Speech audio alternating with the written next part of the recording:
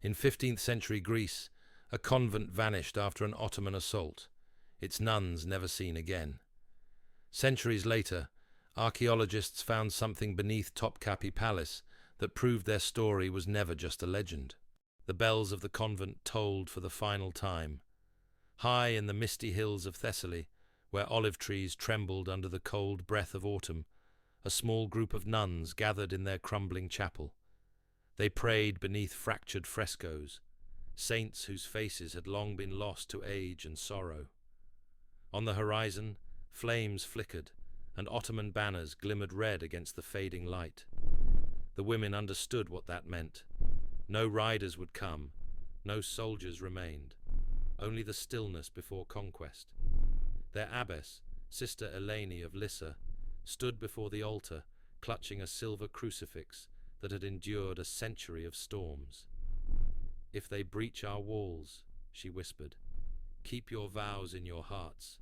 That is one thing they cannot take." But she was wrong. When the empire's armies reached the convent, vows and sanctity meant nothing against the tide of history.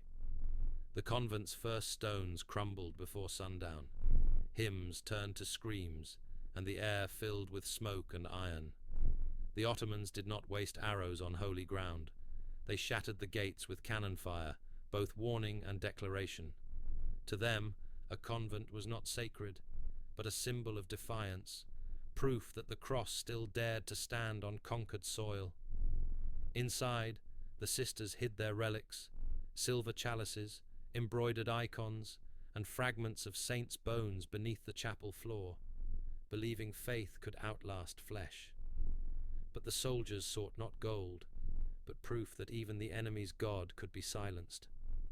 By nightfall, the surviving nuns were driven into the courtyard, torchlight turning their white robes to molten gold. They were told they'd face the Pasha, a promise none expected to survive. What followed passed into legend, so grim even church chroniclers avoided detail. By dawn, the convent was ash, Ottoman banners waving from the bell tower to signal victory. Yet amid the smoke, the soldiers heard not cries, but song. The sisters, bound and bloodied, chanting the Agnus Dei, Lamb of God, who takes away the sins of the world. Their voices wavered, but did not break. The Ottoman captain, uncertain whether to mock or admire them, dragged the abbess forward. Eleni still gripped her crucifix. He offered mercy, conversion in exchange for her sisters' lives. Her reply sealed her fate. "I have already given my life. What more can you take?" The captain turned away, leaving her to his men. What happened next was never written in full. Ottoman records called it only discipline for those who refused reason. But European letters later spoke of Eleni of Lissa, the nun who would not kneel. By midday, the convent's bells were melted for coin, and the cross above its roof sent east as tribute. Yet villagers whispered that on quiet nights the ruins still echoed with women's voices, not weeping, but praying. The survivors, 22 in all, were marched south toward the coast, bound at the ankles and watched by Ottoman riders. They were not prisoners of war, but symbols, proof that even sanctuaries could fall. The journey was cruel. The sun scorched the roads, thirst clawed their throats, and when one stumbled, another lifted her veil so soldiers would not trample it, a last gesture of dignity in a world stripped of grace. Their abbess was gone, but her words endured. "If you cannot hold the cross, hold each other." After 7 days, they reached the port of Volos. Waiting ships, Ottoman galleys, were built not for travel, but control. The women were shackled to benches once used by criminals and slaves. As the sails filled, the shores of Greece vanished into mist, carrying with them everything they had ever known. The ship's overseer, Yusuf Aga, kept a ledger, cargo, spices, coins, and captives. Centuries later, this record, found in Istanbul's archives, proved that their story was real. If you're still watching, take a moment. Would you keep your faith when everything you love was taken from you? Write in the comments. 12 days at sea tested body and spirit alike. Storms lashed the decks, hunger hollowed their faces, and salt burned their wounds. Yet their deepest wound was silence. No voice, no kindness, only commands. They became ghosts adrift between sea and sky. At night, the youngest, Sister Magdalena, whispered psalms into the wind. Even chained men nearby, Greeks, Serbs, Italians, turned to listen. For a fleeting moment, the sea itself seemed to still. When the Bosphorus finally opened before them, Constantinople rose from the dawn, domes and minarets gleaming like blades. The city of the world's desire, now their prison.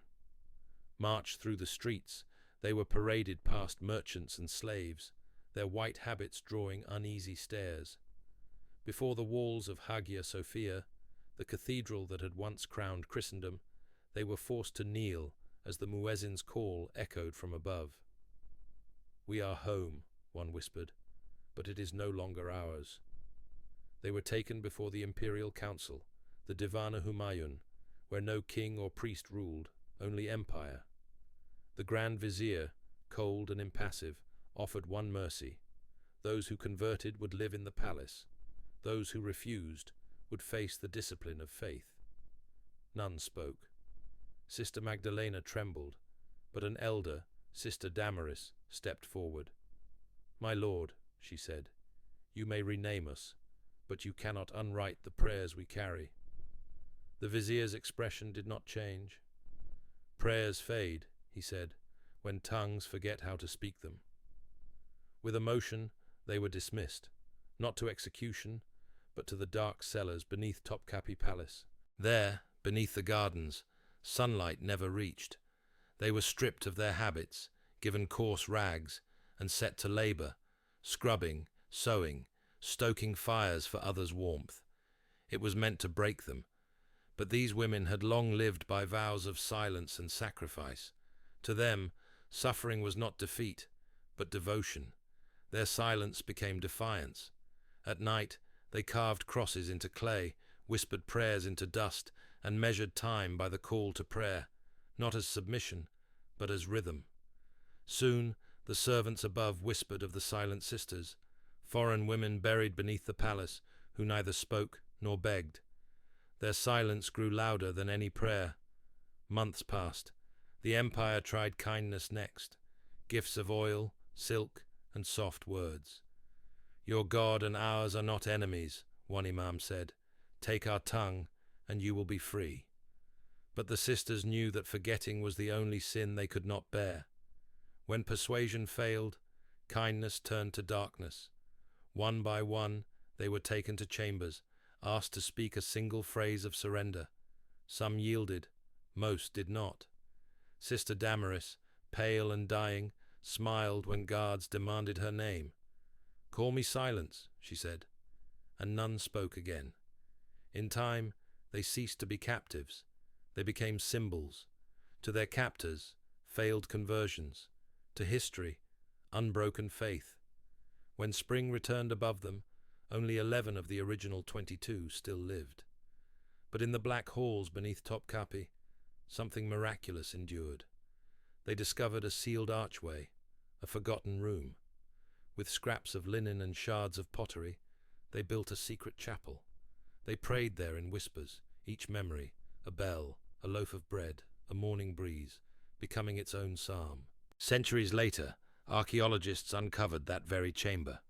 Crosses carved into stone, a Latin phrase faintly visible, lux in tenebris lucet. The light shines in the darkness, proof that their prayers had never ceased. By 1482, the palace kept no record of them, only a blank space in the ledgers where their names should have been, erased not by fire, but by silence. Yet the silence itself became their monument. Travelers centuries later wrote of legends, of women who sang themselves into heaven, dismissed as myth until the carvings told otherwise. The chapel is in ruins now, but its walls still whisper with their voices, a defiance carved into eternity. And if you've heard their story tonight, let it stay with you. Tell others what they endured. because some truths refuse to die, and some faiths are strong enough to outlive empires.